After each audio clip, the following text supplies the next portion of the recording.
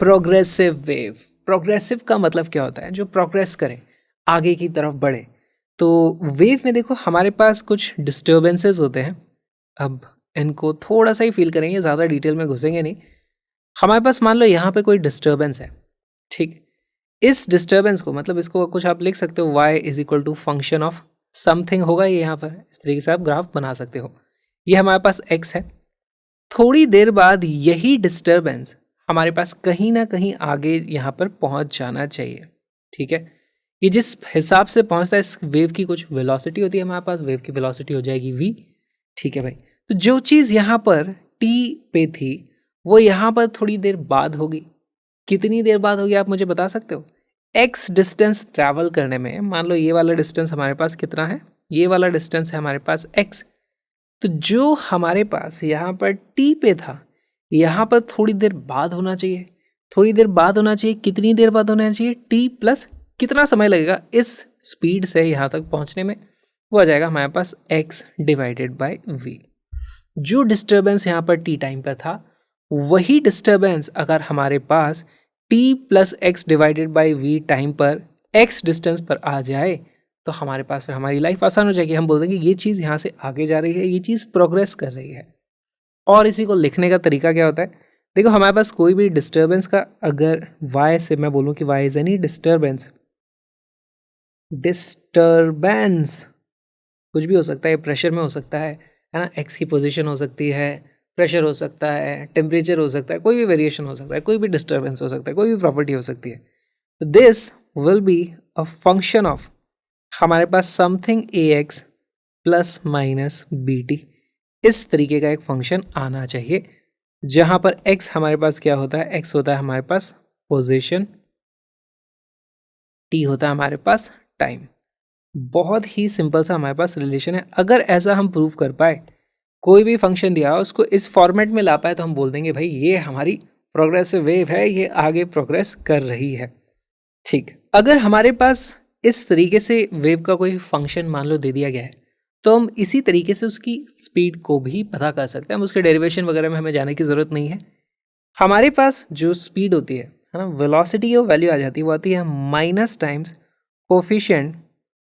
Coefficient of time t divided by coefficient of x। अगर आप ये चीज़ कर लोगे तो आपको वेव की वेलोसिटी मिल जाएगी भाई, किस स्पीड से वो उस तरफ जा रही है। तो इसका एक बहुत ही अच्छा सा एग्जांपल देखेंगे। मान लो हमारे पास इस तरीके से एक वेव दे रखी है, वेव इक्वेशन पढ़ने वाले हम बहुत सारी वेव इक्वेशन, अभी के लिए एक एग्जांपल ले रहे हैं। हमारे पास वेव की इक्वेशन दे रखी है, y is equal to, let say a नहीं लिखूंगा, इसको मैं बोल दूंगा 5 साइन ऑफ, लिख रखा है यहाँ पे 10t माइनस 3 नहीं बोलूँगा, -2x। इस तरीके से एक वेव की इक्वेशन ये दे रखी है। बताओ इसकी वेलोसिटी कितनी होगी? देखो वेलोसिटी के लिए पहली बात तो हमें माइनस लगाना पड़ेगा, फिर आ जाता है कोफिशिएंट ऑफ टाइम t। तो कोफिशिएंट ऑफ t यहाँ पर कितना है? यहाँ पर वैल्यू हो जाती है हमारे पास 10 divided by coefficient of x। x का कोफिशिएंट यहाँ कितना है? 2 नहीं है, -2 है। तो यहाँ पर हमारे पास वैल्यू हो जाएगी -2। यहाँ से हमारे पास वेव की वेलोसिटी आ जाती है 5 मीटर पर सेकेंड, और ये वैल्यू आई है पॉजिटिव में, तो इसका मतलब प्लस x डायरेक्शन में हमारे पास वेव मूव कर रही होगी। अच्छा, यहाँ पे हमने एक चीज़ देखा कि देखो यहाँ पे माइनस लगा हुआ है, इसका मतलब क्या हुआ? अगर हमारे पास t का कोफिशिएंट और x के कोफिशिएंट के साइन ऑपोजिट हैं, देखो एक पॉजिटिव था एक नेगेटिव था, उस केस में हमारी वेव पॉजिटिव x डायरेक्शन में जाती है। अगर दोनों को आप पॉजिटिव कर दोगे तो हमारी वेव नेगेटिव x डायरेक्शन में ट्रैवल कर रही होती है। तो एक बहुत ही इंपॉर्टेंट पॉइंट है, इस चीज़ को लिख लेते हैं। Same sign of coefficient of x and t। अब चाहे दोनों पॉजिटिव हों या चाहे दोनों नेगेटिव हैं, इसका मतलब होगा कि वेव ट्रैवल्स इन नेगेटिव डायरेक्शन, ठीक है। और अगर हमारे पास ऑपोजिट साइन आ जाए, ऑपोजिट, जैसे कि इस केस में हमने देखा ऑपोजिट साइन था, एक पॉजिटिव था एक नेगेटिव था, ऑपोजिट साइन हो गया, इसका मतलब wave travels in positive direction. इस चीज़ का हम इस्तेमाल करेंगे, काफ़ी जगह यूज़ भी होने वाला है। हमें बस यहाँ पे ये देखना होगा भाई किसी भी फंक्शन को आप इस फॉर्मेट में ले आओ। यहाँ पे ए एक्स और बी टी मैंने लिख दिया, जैसे यहाँ पर ए की वैल्यू 10 रही है, बी की जगह यहाँ पे हमारे पास 2 लिख दिया है ना, प्लस और माइनस है। प्लस अगर यहाँ पे होता है तो इसका मतलब दोनों का सेम साइन हो गया, यानी कि वेव नेगेटिव डायरेक्शन में जा रही है। अगर माइनस रहता है यानी कि वेव पॉजिटिव डायरेक्शन में जा रही है। जैसे हमने देखा यहाँ माइनस था तो वेव की वेलोसिटी इस तरफ आ गई थी +5 की तरफ। ये हमारे पास प्रोग्रेसिव वेव का नेचर चेक करने का एक तरीका हो जाता है।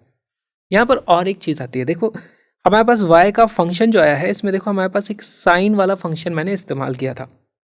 मैं ऐसा भी यूज़ कर सकता था y is equal to 5 e⁻⁻, क्या आज लिख दूंगा 10t - 2x, है ना। यहाँ पे भी मैं लिख सकता हूँ भाई ये तो फंक्शन है उसका, हमारे पास जो भी तरीके से फंक्शन चाहिए था। क्या ये प्रोग्रेसिव वेव है? तो एक्चुअली ये प्रोग्रेसिव वेव नहीं है। क्यों नहीं है? क्योंकि यहाँ पे टाइम की वैल्यू मैं बढ़ाता जाऊँगा बढ़ाता जाऊँगा बढ़ाता जाऊँगा तो y इनफाइनाइट भी हो सकता है। हमारे पास कंडीशन एक और होती है कि भाई ये जो डिस्टर्बेंस है y है ना, it should be finite. Disturbance should be finite,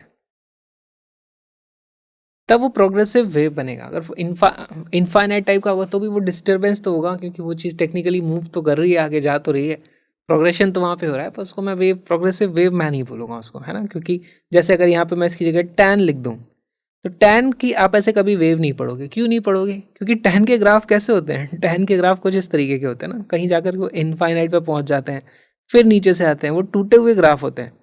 तो अगर आप उसमें वैल्यू ऐसे रख दोगे तो ये ग्राफ ऐसे कैसे आगे सरकता जाएगा, लेकिन इसको हम वेव नहीं बोलेंगे, कोई सा प्रोग्रेसिव फंक्शन इसको आप कह सकते हो। फिर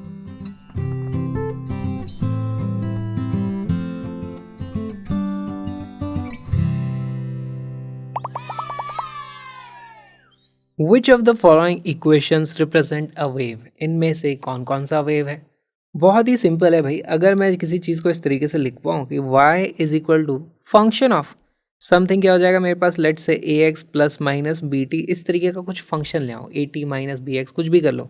कहीं ना कहीं हमारे पास x का फंक्शन चीज़ होनी चाहिए, प्लस माइनस में वो समथिंग टाइम का होना चाहिए, तो वो मेरे पास वेव हो जाती है।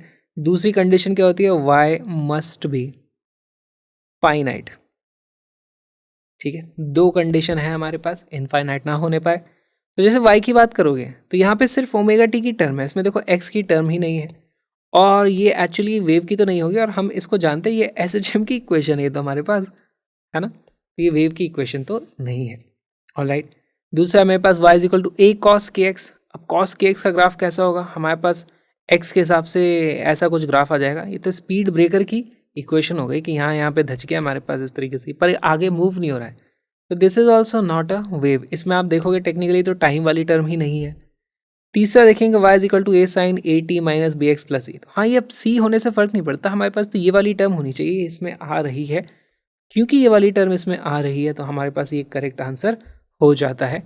और ऑप्शन डी की अगर बात करें तो y is equal to a omega t minus k x. अब देखो यहाँ पर ध्यान से देखो, ये वाली टर्म तो सही है, लेकिन यहाँ पर कोई साइन का कंटेनर नहीं है, यहाँ पे कोई साइन फंक्शन नहीं है, कुछ भी नहीं है। तो जैसे अगर मैं x इज इक्वल टू 0 पे बात करूँ, टाइम की वैल्यू बढ़ाता जाऊंगा, ये भी बढ़ता जाएगा, तो वो इनफाइनाइट तक बढ़ता ही जा रहा है, तो ये वेव नहीं है ना, ये इनफाइनाइट हो जाता है। This is y is not finite. तो इसको मैं प्रोग्रेसिव वेव नहीं बोलूंगा, इसको बोलूंगा ये कुछ तो फंक्शन है, कुछ होता रहता है इसमें, समय के साथ बदलता रहता है ये, but it's not a wave. तो ये भी हमारे लिए फिर आंसर नहीं होगा।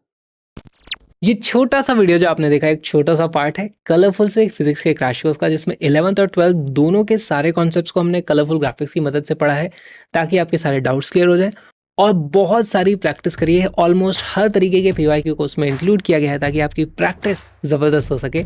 Link is in the description, साथ में आपको वहाँ मिल जाते हैं कलरफुल PDFs, तो उनको भी डाउनलोड कर सकते हो। जल्दी से आ जाओ, मिलते हैं फुल कोर्स में।